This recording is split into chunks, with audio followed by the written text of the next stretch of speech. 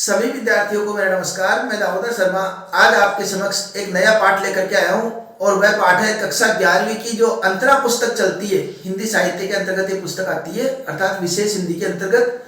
और इस पुस्तक का पाठ पढ़ेंगे हम सूरदास। तो देखिए बच्चों, हम पाठ प्रारंभ करें उसके पूर्व हमेशा की तरह पहले इस पाठ के कवि का जो परिचय है उसको हम जान लेते हैं। तो देखिए बच्चों, ये सगुण भक्ति के प्रमुख कवि सूरदास जी का जन्म सन 1478 ईस्वी में हुआ तथा इनका निधन 1583 ईस्वी में हुआ। और हिंदी साहित्य के जितने भी श्रेष्ठतम कवि है उनमें सूरदास जी अपना प्रमुख स्थान रखते हैं। और इसलिए तो कहा जाता है सूर सूर तुलसी शशि उडगन केशव दास, अब के कवि खद्योत्सम जयते करत प्रकाश। तो सूरदास जी किसके समान है? सूर्य के समान है। तो सूरदास जी हमेशा सूर्य के समान इन कवियों में देदीप्यमान रहते हैं। ऐसे महानतम कवि ने अपनी रचनाओं में प्राय ब्रज भाषा का प्रयोग किया है और श्री कृष्ण के ये अनन्य भक्त थे और श्री कृष्ण की बाल लीलाओं का बहुत ही सुंदर चित्रण इन्होंने किया है। यहाँ पर भी हम बाल लीलाओं के बारे में कुछ इनकी जानकारी प्राप्त करेंगे पाठ में। तो ऐसे जो कवि है इनकी रचनाओं पर अगर दृष्टि डाले तो इनकी प्रमुख रचनाएं मानी जाती है सूर सागर, साहित्य लहरी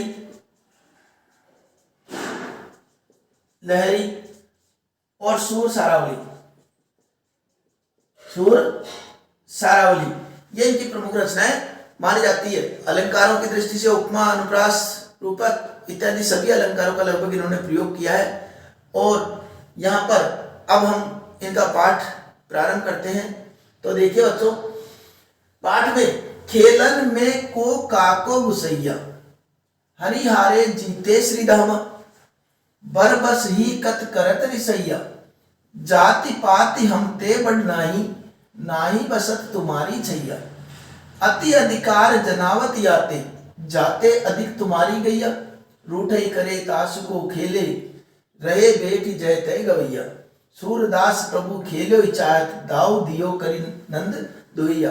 तो इस पद्यांश को पढ़ने के पश्चात आपको कुछ न कुछ एहसास हो गया होगा कि यह पद्यांश पूर्ण रूप से बाल मनोविज्ञान पर आधारित है, अर्थात बालकों की जो प्रवृत्तियां होती है खेल में उसका इसमें बहुत ही सुंदर चित्रण किया गया है। कैसे कि भगवान श्री कृष्ण और उनके साथी ग्वाले खेल खेलते हैं और बड़े आराम से खेल रहे हैं। तो इसी बीच कोई बात होती है कि श्री कृष्ण हार जाते हैं, खेल में हार जाते हैं और फिर उनके दाम की बारी आती है। और आपने देखा होगा जब भी आप खेल खेले होंगे और जब साथियों से खेल खेल रहे हैं और खेल खेलते समय अगर हमारा दाम, हमने उनका दाम दिया और वह बालक हमारा दाम देने से मना कर देता है तो हम निश्चित रूप से रुष्ट हो जाते हैं, हमको बुरा लगता है और हम किसी को खेल में छोटा या बड़ा नहीं मानते हैं। कोई कैसा भी हो, खेल में सब बराबर होते हैं और खेल में खेल के नियमों का पालन करना चाहिए, ऐसा हम मानते हैं। तो यहाँ पर भी देखिए, खेलन में को काको घुसैया, कि खेल में कौन किसका स्वामी होता है। श्रीदामा कहता है खेल में कोई किसी का स्वामी या दास नहीं होता है। घुसैया का मतलब स्वामी, कि खेल में कोई किसी का दास या स्वामी नहीं होता है। हरि हारे जीते श्रीदामा, कि हरि हार जाते हैं खेल में और जीते श्रीदामा, और श्रीदामा जो इनके दोस्त है, मित्र है, वो जीत जाते हैं। कौन हार जाते हैं? हरि। हरि कौन? श्री कृष्ण। वो हार जाते हैं और श्रीदामा जीत जाते हैं।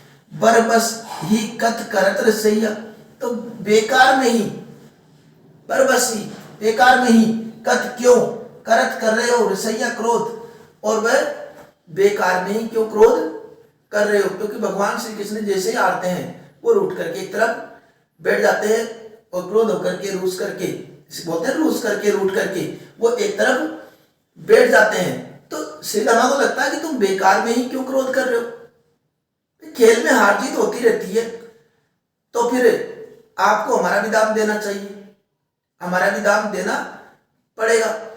तो फिर क्योंकि जाति पाति, आगे श्रीदामा कहते हैं जाति पाति हमते बड़ नहीं, कि आप जो है जाति पाति से हमसे बड़े नहीं है, जाति पाति में भी आप हमसे बड़े नहीं है। अगर उस दृष्टि से आप बैठते हो, रूठ करके हमारा दाम नहीं देते हो, तो वो भी उचित नहीं है, क्योंकि जाति पाति में हम ब्राह्मण कुल से संबंध रखने वाले हैं और ब्राह्मण जाति भी कोई कम नहीं होती। ना ही बसत तुम्हारी छैया और न तुम्हारी कुटिया में हम रहते हैं, जो तुम्हारा कहना माने तुम्हारे दबाव में आए, न तुम्हारे घर में रहते हैं या तुम्हारे आश्रय में पलते हैं, ऐसा कुछ भी नहीं है जो तुम्हारे दबाव में आए हम। अति अधिकार जनावत याते, अगर आप इस बात से याते, इस बात से यदि अधिक अधिकार जता रहे हो, कौन सी बात से, कि जाते अधिक तुम्हारी गैया, कि तुम्हारे पास जो गायें हैं वो हमसे काफी ज्यादा है, अर्थात तुम धनवान हो और हम गरीब है। इस बात को लेकर अगर तुम अधिकार जता रहे हो, हम पर रोब जमा रहे हो, प्रभाव जमाने का प्रयास करते हो, तो अलग बात है। लेकिन यहां पर खेल में चाहे कोई अमीर हो चाहे गरीब हो, सबको बराबर दाम देना पड़ता है। इसलिए अगर आप संपत्ति का या तुम्हारे पास जो ज्यादा गायें हैं उसका रोज दौड़ दिखा रहे हो या प्रभाव जमाने का प्रयास करते हो, तो वह भी गलत है। रूठे ही करे तासु को खेले। अब अंत में बोलते हैं जो बार बार रूठता है, खेल में बार बार रूठ जाता है, दाम नहीं देता है, ऐसे बालक के साथ कौन खेलेगा? ऐसे लोगों के साथ कोई भी नहीं खेलता है। आप भी देखे होंगे जो बार बार रूठता है और बात बात में ही दाम नहीं देता, मैदान छोड़ करके भग जाता है, तो हम क्या कहते हैं उसको अगले दिन बुलाने के लिए कि नहीं नहीं उसको रहने दो, वो तो बात बात पे रूठेगा और बेकार में खेल खराब करेगा। तो इसी प्रकार श्री रामा कहते हैं कि रूठे ही करे तासु को खेले। जो रूठता है, बार बार खेल में रूठ जाता है, रूठ जाता है, ऐसे बालक को कौन खिलाएगा? रहे बेट जहत है गवैया। और ऐसा कहकर के जो ग्वाले हैं, गवैया का मतलब ग्वाले, वो इधर उधर बैठ जाते हैं। कहां पर बैठ जाते हैं? इधर उधर बैठ जाते हैं कि अब कौन खेले ऐसे रूठने वाले के साथ, अब कल से तो हम नहीं खेलेंगे और इसको खिलाएंगे भी नहीं, बिल्कुल नहीं खिलाएंगे, खेलेंगे तो भी इसको नहीं खिलाएंगे क्योंकि रूठता है बार बार। कौन रूठता है? श्री कृष्ण। सूरदास प्रभु खेलो चाहे, सूरदास जी के अनुसार प्रभु अब खेलने की इच्छा होती है। खेलो चाहे का मतलब खेलने की इच्छा हो रही है, किसकी? प्रभु की। प्रभु कौन है? श्री कृष्ण। श्री कृष्ण की अब खेलने की इच्छा हो रही है।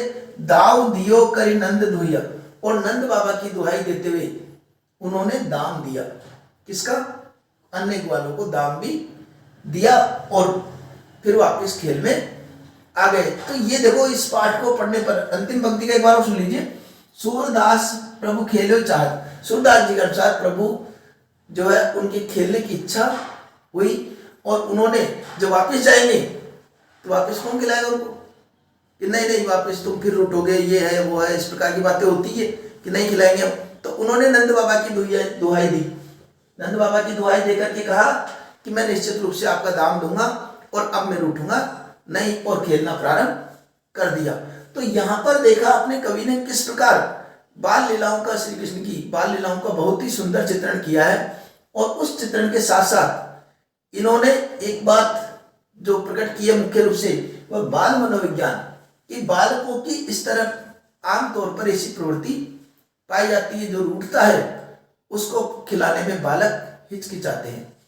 वह नहीं चाहते कि कोई रूठने वाला बालक उनके साथ खेले, क्योंकि खेल में खेल भावना पूरी रहती है, खेल के नियमों का पालन करना पड़ता है, उसमें छोटा या बड़ा कोई भी नहीं होता, अमीर गरीब ऊंच नीच इत्यादि का कोई भेदभाव नहीं किया जाता है, खेल को खेल भावना से ही खेला जाता है। तो इस प्रकार की बातें यहाँ पर हमने पढ़ी।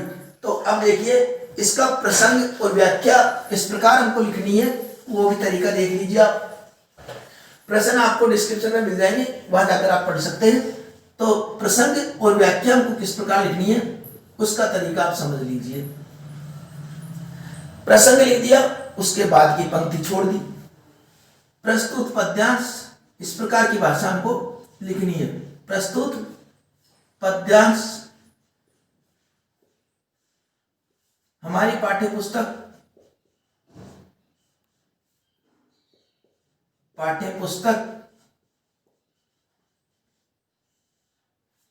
अब पाठ्य पुस्तक का भी नाम लिखेंगे हम, अंतरा के अंतर्गत सगुण सगुण भक्ति धारा के इस तरह के कुछ न कुछ उपमान हम लिख करके लिखेंगे तो बहुत अच्छा लगेगा कि प्रमुख कवि सूरदास द्वारा रचित पदों से अवतरित है। इसमें कवि ने श्री कृष्ण की बाल लीलाओं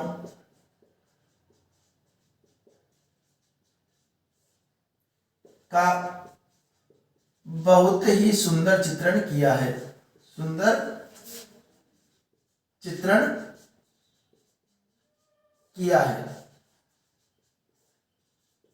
ठीक है, ये हमारा प्रसंग हो गया।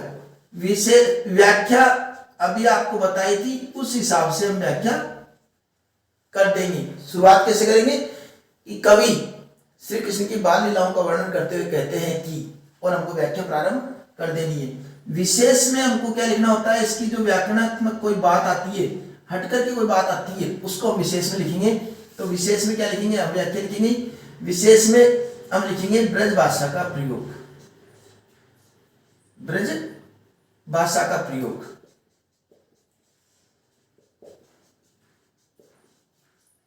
ये लिख दिया। दूसरा लिखेंगे विशेष में हम यहां पर बाल मनोविज्ञान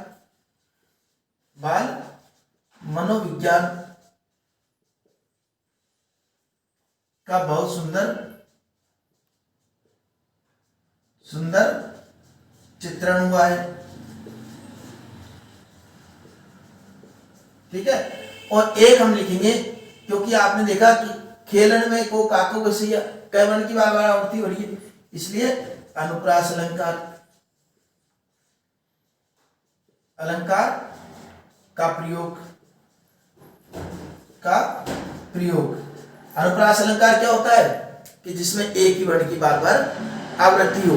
और अलंकारों के जो भाग है, अगर आप उससे वंचित हो तो अलंकारों की विस्तृत जानकारी के लिए आप हमारे अलंकार वाले भाग भी देख सकते हैं, वहां पर भी अलंकारों को बारीकी से समझाया गया है। तो ठीक है, आपके ये जो व्याख्या है ये समझ में आ गई होगी, और ये समझ में आ गई तो निश्चित रूप से इससे बनने वाले प्रश्न भी आप हल कर दोगे, और प्रसंग, व्याख्या, विशेष सब तरीके से आप इसको समझ गए होंगे। तो आशा ऐसी करता हूं, मिलते हैं अगले भाग में, लेकिन अगले भाग में समय पर मुलाकात हो जाए, इसके लिए आप चैनल को सब्सक्राइब कर लीजिए। अब मिलते हैं अगले भाग में, तब तक के लिए धन्यवाद।